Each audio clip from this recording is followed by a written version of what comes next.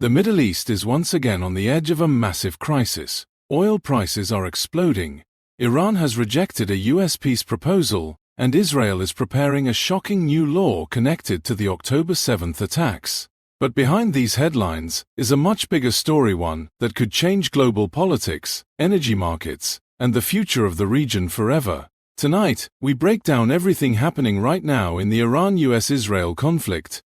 The situation in the Middle East is becoming more dangerous day by day. Around the world, governments, investors, and ordinary people are watching closely as tensions between Iran, the United States, and Israel continue to rise. And now, oil prices are climbing rapidly again. Brent crude oil jumped above $105 per barrel after former U.S. President Donald Trump reportedly called Iran's latest response to a U.S. proposal unacceptable. That single statement immediately shook global markets. For weeks, many traders believed the conflict could calm down soon. Oil prices had actually dropped nearly 6% last week because investors hoped a peace agreement would reopen the Strait of Hormuz, one of the most important oil routes on Earth. To understand why the world is so worried, we need to talk about the Strait of Hormuz. This narrow water route is one of the most critical energy pathways in the world. Nearly 1/5 of the world's oil passes through this small area every single day. If the strait becomes fully blocked or unsafe, global oil supplies could collapse almost instantly. That means higher fuel prices, rising inflation, and economic pain across the globe. Saudi Aramco CEO Amin Nasser gave a serious warning on Sunday.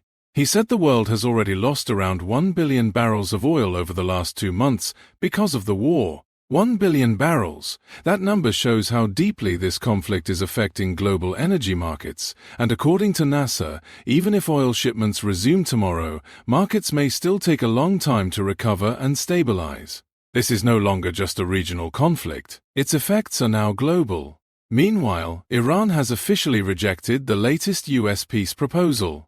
Iranian state media described the American plan as Iran's surrender to Trump's greed. Those are very strong words. Instead of accepting the proposal, Tehran reportedly sent back its own counteroffer. According to Iranian officials, the new proposal focuses on 3 major issues. First, ending the war. Second, negotiations over the Strait of Hormuz. And third, Iran's nuclear program and the complete lifting of sanctions. For years, sanctions have heavily damaged Iran's economy. Iran wants those restrictions removed completely before making major concessions. But the problem is trust. Washington and Tehran deeply distrust each other.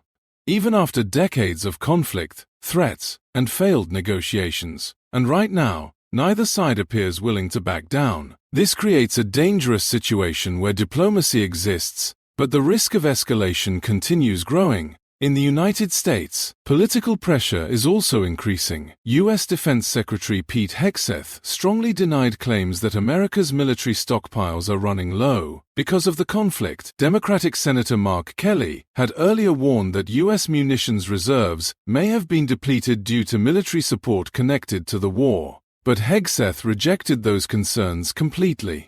Still, behind the scenes, many experts believe the conflict is putting enormous pressure on military resources across the region. Wars are expensive, and long conflicts can quickly drain supplies, equipment, and public support. At the same time, another major controversy is unfolding inside Israel. The Israeli parliament is preparing to vote on a new bill connected to the October 7th attacks. The proposed legislation would create special military courts for Palestinians accused of involvement in the attacks on southern Israel. The charges could include terrorism, murder, sexual violence, and genocide.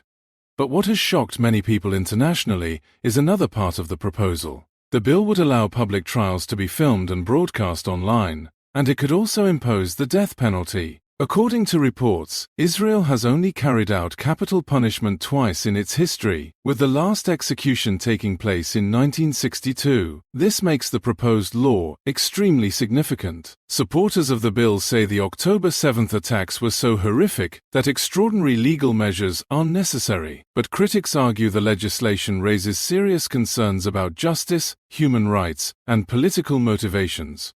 The issue is already creating intense international debate. Meanwhile, another story connected to the conflict is also making headlines.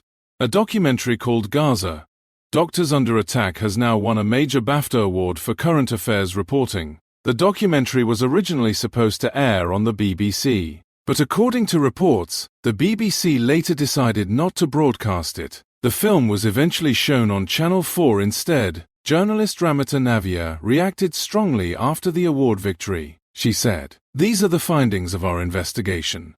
Investigation that the BBC paid for but refused to show. But we refuse to be silenced and censored." Her comments immediately sparked debate online. Some people praised the journalists for continuing their work despite obstacles. Others defended the BBC's decision, but once again, it shows how deeply divided public opinion has become over coverage of the Middle East conflict. Right now, the Middle East feels like a region standing at a crossroads. On one side, there are negotiations, diplomacy, and peace proposals. On the other side, there is rising anger, military pressure, economic damage, and growing fear. Oil prices are climbing, governments are warning of instability, and millions of ordinary civilians across the region continue living under uncertainty. The biggest question now is simple. Can diplomacy still prevent a wider disaster? Or are we moving toward an even larger regional confrontation? At this moment, nobody truly knows. But one thing is certain. The decisions made in the coming days and weeks could shape the future of the Middle East, and possibly the world for years to come. That's why every new development matters.